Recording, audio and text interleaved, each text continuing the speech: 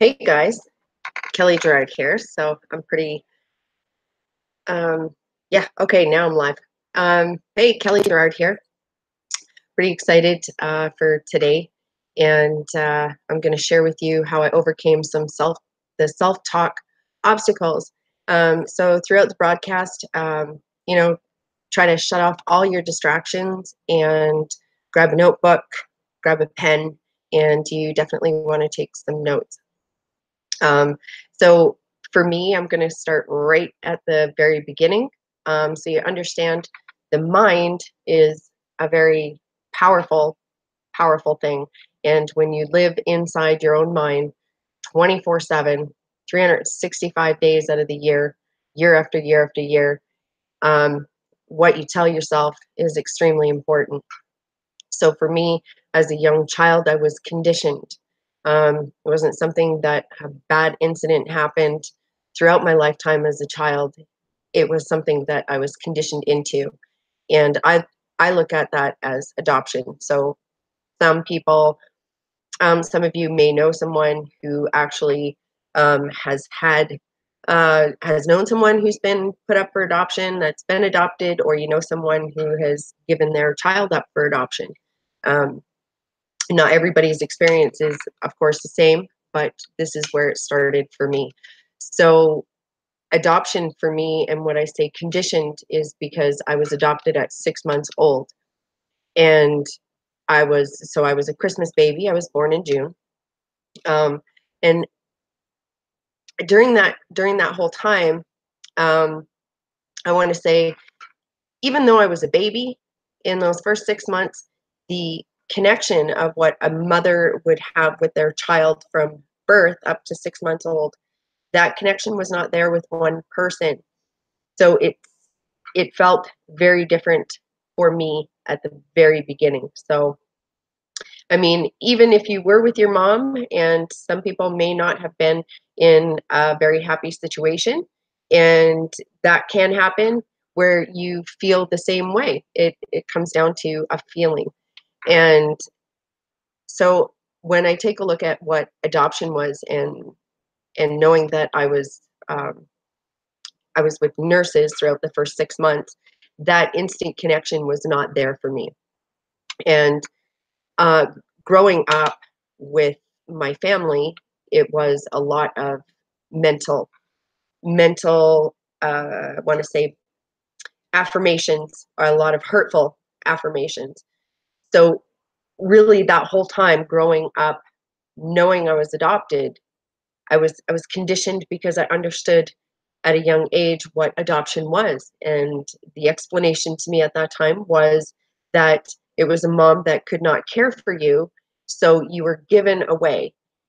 And the whole time I looked at that as, have you ever gone to a shelter, where you see dogs that have been given up and they're in a kennel? And I mean, as a young child, that's was my comparison. And it was like a shelter. So you just kind of took them there, you dropped them off because you couldn't care for them anymore. And I know it sounds kind of crazy, but that was how I identified adoption, um, was sheltered animals. Hence the reason why I probably have such a passion for animals today. But that connection, and in during this whole broadcast, any of the comments, I can't see them, but if you understand or can identify with that thought process or for what happened, I mean, please put it in the comments. I'll get back to you at the end of my video.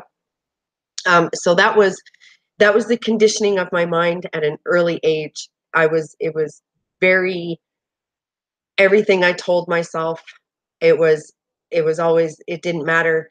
People didn't care. They're just going to throw me away anyways. And I know it sounds horrible, but that was my reality. And that's what was going on in my head growing up as a young child.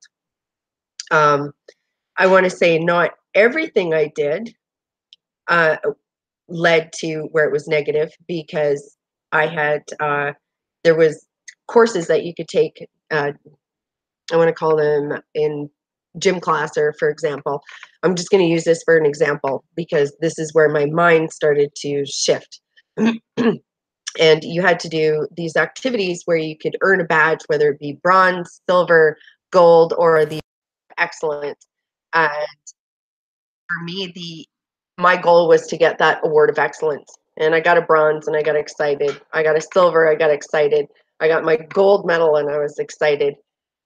But my last year of even doing this actual competition, I guess, phys ed, was the last year I could get this award of excellence. And I remember in my mind that, excuse me, I was not going to give up on this ring hold because you had to have it hold your body for a certain time frame. And that was the one that I had struggled with throughout all my other badges. So my focus of what I was telling myself in that during that time was to not give up.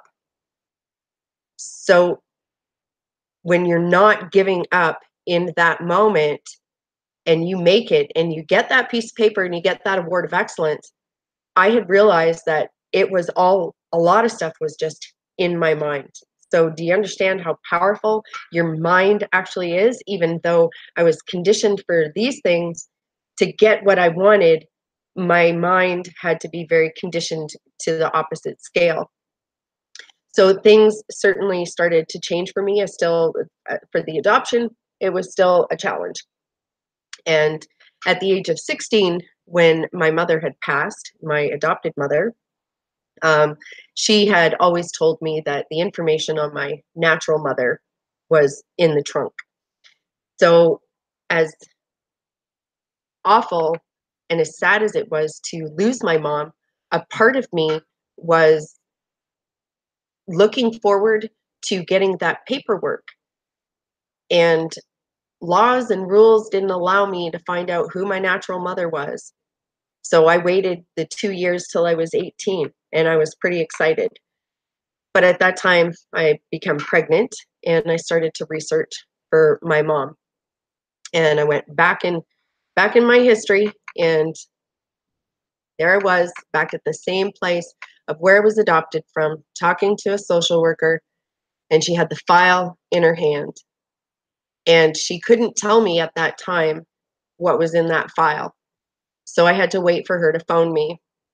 And then the phone call came in, and on that file, she had put very specifically that she never wanted to meet me. So the conditioning of all those years had just came right back. But now I'm in my adulthood, well, getting into adulthood, and I have a baby. Well, I'm about to have a baby. I'm about to be a single mom. So a lot of that comes from conditioning. And if you think, or if we think that things like that just all of a sudden disappear over the years, it does not. It does not. It requires work. So, what are some of the things that we have to do to overcome those things? And that is number one, if it's in your mind, the first thing you need to be working on is your mind. And I'm gonna have you write down the few things that have worked for me, even though it was 31 years ago, and I might be just recognizing a lot of these things now, but over the last 31 years, a lot of things I have that I've never forgotten because it's something that conditioned into your mind. It's what you've put into your mind, and you start to change your belief. So I'd had my first child, single mom, second child, single mom, because the first 16 years that I had my child going into the pregnancy of my second one, I had already done it on my own. So I was strong, I was determined, and because I had told myself those things that I was a strong mom and I could do this on my own, I wasn't afraid to, I did it. And then I got married and had my third child and got introduced to my first, I want to say, multi level marketing. Um, And throughout that time, all the things I'd learned from personal development was starting to come into play. And that was in 2000, so 8 years, 8 years ago. No, 2006. Sorry, 2006. So some um, great people like Jim Rohn, John C. Maxwell, Tony Robbins. Those were a few people that I had listened to, and I was understanding it, uh, how to start really working on my mindset, where it was helping me to release some of that. It was like reconditioning. So I started reconditioning my mind years ago, and things happen throughout life. I'm sure everyone has had challenges, and that's okay. That's life in a nutshell. But it's how you react, and how and what you do on a daily basis to deal with those things. So um, when when it brings me up to where I am now and what is working for me. So number one, the very first foundation for me was The Secret. So you want to write that down, The Secret. And I encourage people for Audible because I love Audible and I like having it in my ears, in my head, because I was conditioned so much as a child. And having that play directly into my mind or into through my ears, I didn't hear any outside distractions. And that was probably one of the best things that could have happened for me. I watched the movie years ago, but having it in my ears was very strong, very powerful.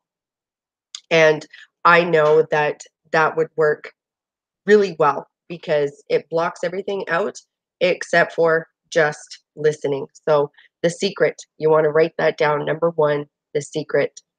Number two, find a motivational coach, one that you can really connect with, and follow them. Listening, really actively listening. Like, don't listen to reply, listen to grow, and take what they teach you and apply that into your life and move forward, right? So it's baby steps, because you're still going to have all these little self-talk things happening in your mind, and you're going to be fighting all day long in your head, and that's okay.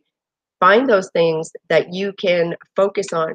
So the more you start saying them in your head, the stronger your mind. It's You're reconditioning your mind. Recondition your mind to think positive thoughts, not the self-doubting thoughts. And that is another one that really helped. um, Third thing I heard from my mentors, and they talked about theta meditation. And believe it or not, throughout my entire life, because I was an outdoorsy kind of person and I could sit in nature by myself. And when I could sit in nature by myself and think quietly, I was doing a form of meditation. Sometimes I wasn't even thinking of anything, I was just enjoying being outside and in the moment and talking to myself. So it was what I would say. And now that I'm back into and understanding what that meditation is, it's so key for your mindset. You can really block out all the distractions if you really concentrate and really focus. And those are three things that I know that if you're just at the beginning stages, or even if you're in the middle stages, still those three things will continuously help you, because key to success is your mindset. Mindset is everything. And I felt the need to share from the very beginning as far as where my mindset was at, and how I became what worked for me, and understanding where the mindset really was for all these years. And I know for myself personally that my mindset gets stronger and stronger every day. And the stronger you get, the more that self talk, you bring it in. Even if, you know, Here's number 4. Try number 4. Get a tape recorder. Tape record yourself. Those positive things. And if you have to put your headset on and listen to those key things day after day after day, all day long, all day long, if it takes all day long, just put the headset on, listen to your own voice, telling yourself those same things over and over. I can, I will, especially I can and I will. Those are extremely positive. And you'll find over time, the more you're reconditioning your mind to think the positive things, you're going to hear your voice in your head working towards that. And at that moment, things are going to change. They're going to change for you because you're reconditioning your mind to think good self-talk. And it takes practice, it takes work. It's not something that you can just get up and do one day and then all of a sudden, boom, your brain is reconditioned. It's not like that. It's continuous. And just know that that path of that continuous self-talk, anytime something really weird or awful comes in there, you're going to be able to catch yourself right away and you're going to stop it from coming into your head. You're going to change it so quickly that it's just going to be amazing. And before I decided to do this and share these few things because I think it's a really great starting point for people. And I know how it worked for me. And if it helps other people out there to change their life, change their mindset, then I have done a fantastic job. And for that, I'm grateful. Um, for the system, the simple system that I'm using, I am going to share that on my next video. And then I'm going to walk you through the simple system that I use and applying my mindset to the simple system because systems don't fail, people fail. And having those two and doing some work for the next few days, I'm going to broadcast in 5 days. 5 days from now at the same time, I'm going to go through the system and what it takes, not only with a system that is no fail, except for a person, for a simple step-by-step system that works and what you need to be successful with that system and with changing your mindset. So that's a little bit of homework maybe for some of you. And you know what? I'm so glad I started my YouTube channel and I'm going to start sharing with you more and more tips as I learn and grow as well. So 5 days from now, so I will be back on and I am going to walk through my system and we're going to go over what are some other key things that we need. So thank everybody. Thank you all for those of you that were able to join me live and on the recording. Heads up. Let's just get this done and work towards a better and stronger mindset. Thanks, guys. Bye.